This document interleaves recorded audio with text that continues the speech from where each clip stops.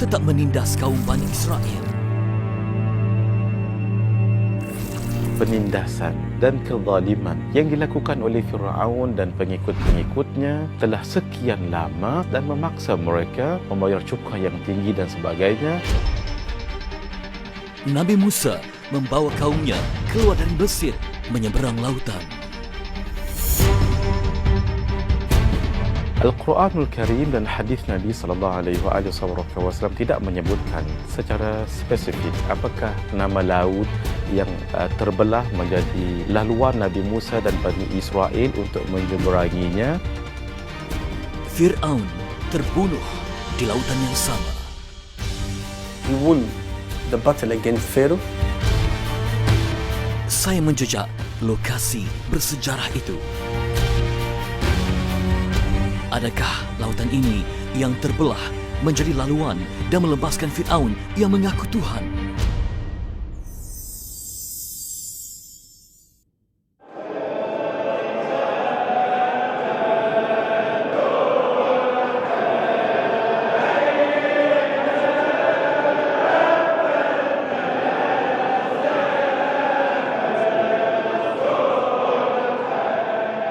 Alunan zikir dari Masjid Husain menarik perhatian saya kembali ke dalam masjid itu.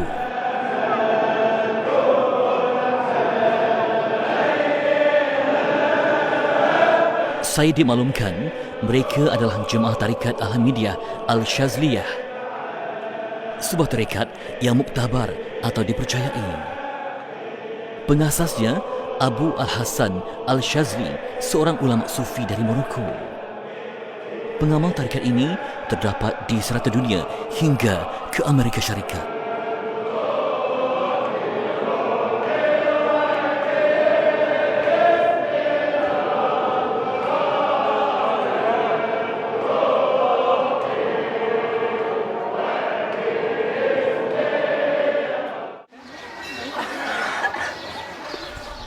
Dari Masjid Husain, saya menjejak riwayat terakhir Fir'aun sebelum dia lemas di lautan.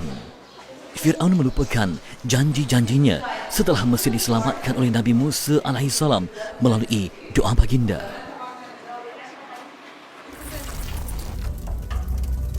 Fir'aun terus menindas kaum Bani Israel dan tetap mengaku dirinya sebagai Tuhan. Malah, dia mengancam untuk menghapuskan pengikut Nabi Musa AS. Oleh kerana mendapat ancaman bunuh daripada Firaun dan pengikut-pengikutnya bangsa Qibti, Nabi Musa AS dan Bani Israel berusaha untuk keluar daripada bumi Mesir. Wahyu Allah Subhanahu Wa Taala memerintahkan Nabi Musa AS membawa kaum Bani Israel keluar daripada cengkaman Fir'aun. Baginda dan pengikutnya merentas padang pasir Sinai. Keluarnya Nabi Musa dan Bani Israel adalah pada waktu malam, melalui jalan yang tidak biasa dilalui pada ketika itu dan jalan yang agak susah dan agak sunyi. Nabi Musa dan kaumnya keluar merentas padang pasir dan kawasan gurun bagi mengelak tentera Fir'aun. Tetapi pergerakan mereka diketahui oleh sang raja.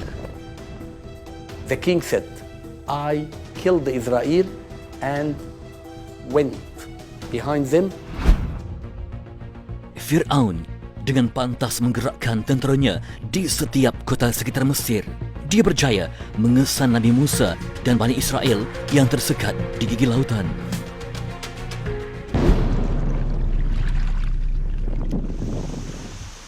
Saya tiba di sebuah teluk lebih 460 km dari Bandar Kahirah.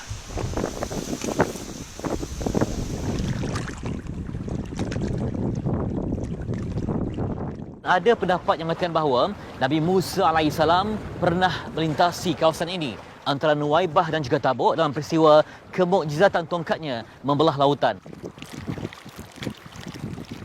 Teluk ini dikenali sebagai Aqabah. Ia bersambung dengan Laut Merah di sebelah selatan. Teluk Aqabah memisahkan Mesir dengan jirannya Arab Saudi.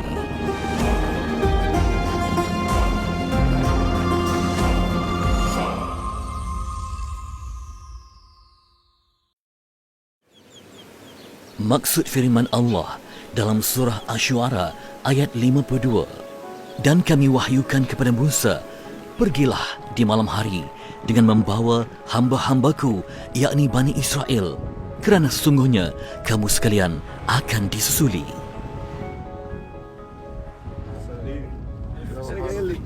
Perjalanan hampir 6 jam saya lalui untuk tiba ke Bandar Nuwaiba, sebuah bandar kecil di pesisir Teluk Aqabah. Dikatakan perjalanan Nabi Musa AS dan Bani Israel terhenti di Nuwaiba kerana dihalang air laut Teluk Aqabah.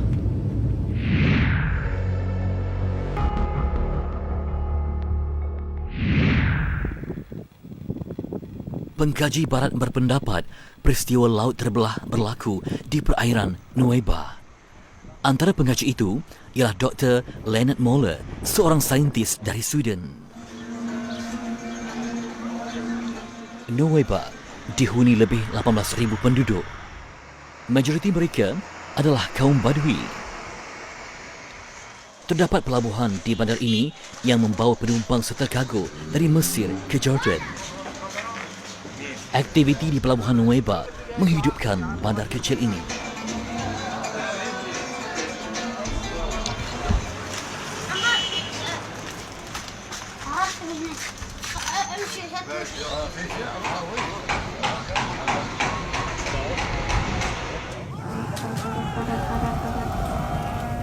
Firman Allah dalam surah Asy-Syu'ara ayat ke-60 bermaksud, maka Fir'aun dan bala tenteranya dapat menyusuli mereka di waktu matahari terbit. Allah Azza wa Jalla yang memerintahkan Nabi Musa untuk membawa Bani Israel keluar daripada bumi Mesir untuk mengelakkan daripada berterusan ditindas dan dizalimi oleh Fir'aun dan kaum Qibti ketika itu. Fir'aun menggerakkan bala tenteranya di setiap bandar untuk memburu Nabi Musa AS dan Bani Israel. Sebaik terbit matahari, tentera Fir'aun berjaya mengesan lokasi Nabi Musa dan kaumnya.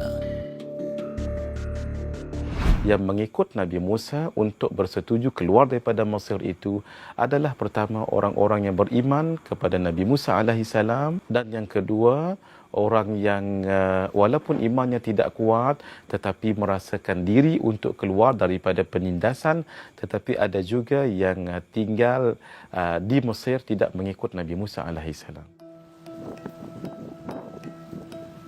Teluk Aqabah sebahagian daripada Laut Merah.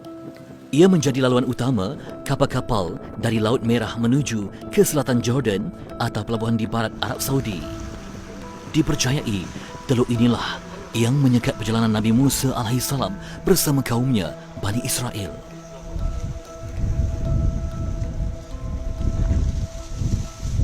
Mereka melalui jalan yang agak asing daripada jalan biasa di Mesir itu menuju ke satu tempat, dikatakan tempat itu adalah Laut Merah ataupun Lautan Merah. Fir'aun melihat kaum Bani Israel dalam keadaan terdesak. Sang raja merasakan saat kematian Nabi Musa dan kaumnya kini dalam genggaman. Allah lebih berkuasa. Di saat genting itu berlaku kejadian luar biasa.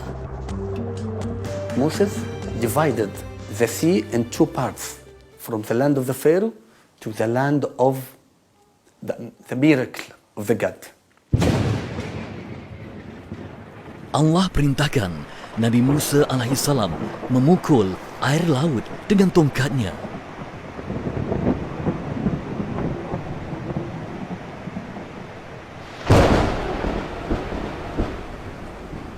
Laut yang terbelah menjadi laluan Nabi Musa dan Bani Israel untuk menyeberanginya, yang dikatakan tingginya adalah seperti tinggi gunung.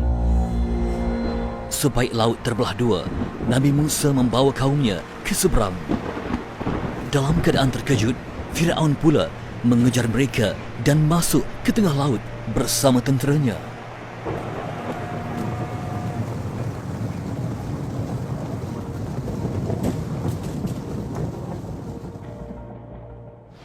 Moses, with the oracle of the God, as we know from the Holy Quran, he won the battle against Pharaoh. He went forth from Egypt. Setelah Nabi Musa dan kaumnya selamat menyeberang, air laut dengan pantas menelan Fir'aun serta tenteranya. Firman Allah dalam surah Asy-Syu'ara ayat 66 bermaksud, dan kami tenggelamkan golongan yang lain itu.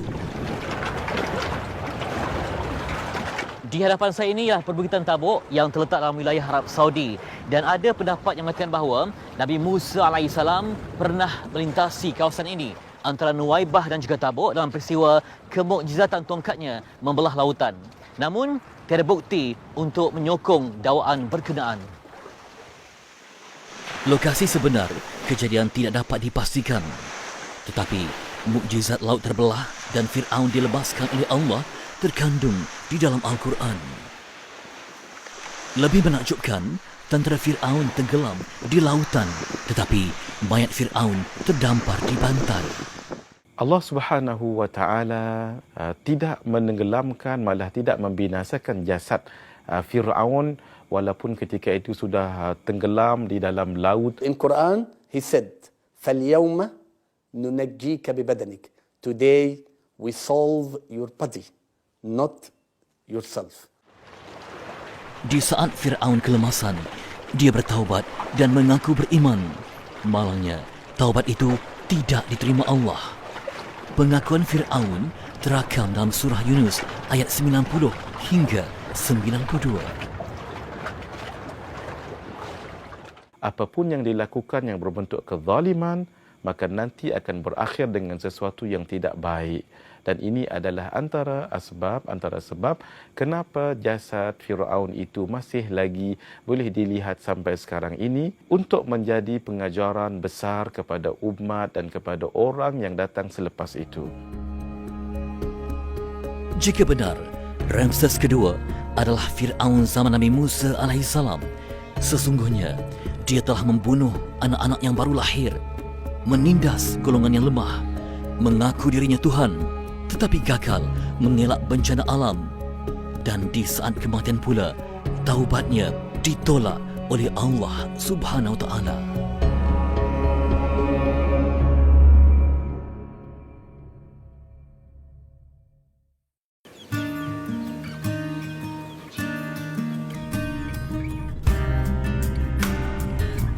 Saya meninggalkan Bandar Nuwaibah di Teluk Aqabah. Teluk Aqabah adalah sebahagian daripada Laut Merah.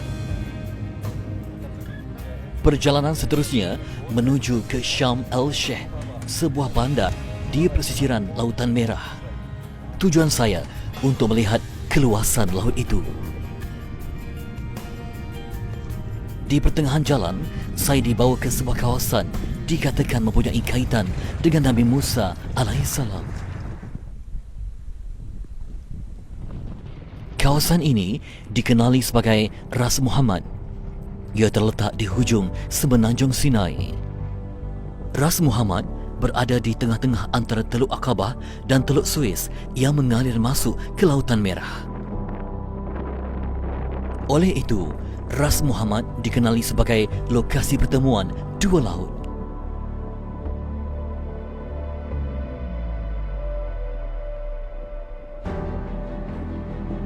Dikatakan Nabi Musa alaihissalam bertemu dengan Nabi Khidir di Ras Muhammad. Di sini jugalah dipercayai peristiwa ikan yang telah dimakan oleh Nabi Musa alaihissalam hidup semula, lalu mengelusur masuk ke laut. Kisah itu dirakamkan dalam Al-Quran pada surah Al-Kahfi.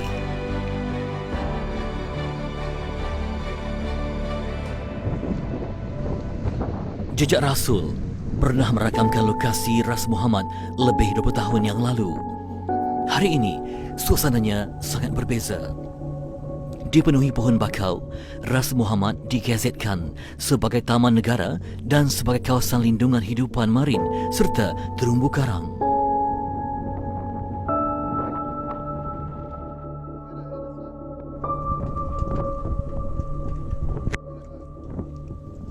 Pelancong yang hadir ke sini perlu mematuhi undang-undang yang agak ketat. Malah, saya dan kru rakaman juga tidak bebas membuat penggambaran.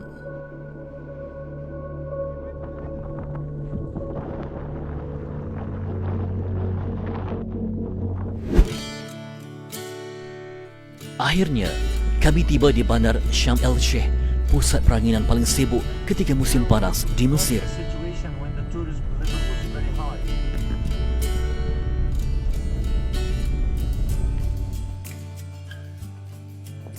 Ketika ini, suasana agak lengang kerana Mesir berada di penghujung musim sejuk. Kelihatan beberapa pelancong tempatan sahaja. Semasa musim panas, bandar ini dipenuhi warga asing, khususnya dari Jerman, United Kingdom dan pelancong Israel.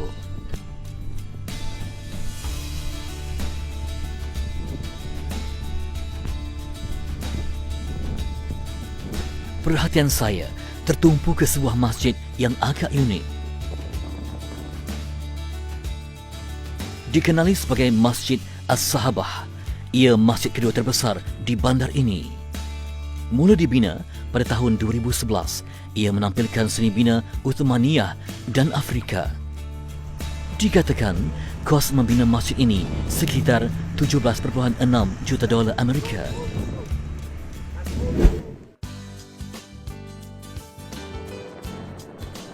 Laut Merah dikongsi bersama 5 buah negara, iaitu Mesir, Sudan, Eritrea, Arab Saudi dan Yaman. Laut Merah ibarat sebuah teluk. Ia bersambung dengan Laut Arab dan Lautan Hindi. Laut Merah lebih luas berbanding dengan Teluk Aqabah. Tetapi, adakah Laut Merah ini yang terbelah menjadi laluan kaum Bani Israel?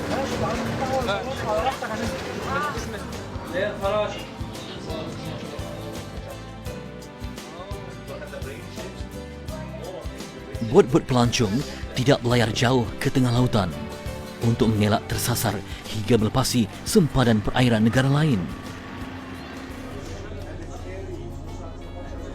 Pelancong dibawa ke kawasan terumbu karang bagi menikmati keindahan dunia dasar laut tanpa perlu menyelam. Purata kedalaman Laut Merah sekitar 50 meter. Namun di tengah laut, kedalamannya mencapai hingga 250 meter.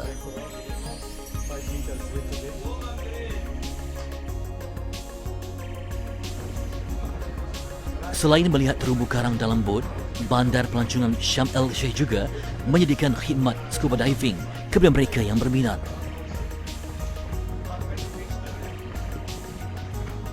Tiada kepastian di mana lokasi sebenar peristiwa Nabi Musa membelah laut.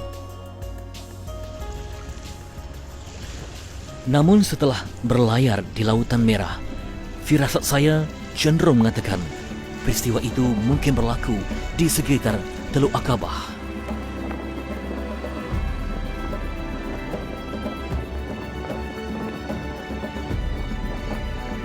Hanya Allah dan Rasulnya yang lebih mengetahui.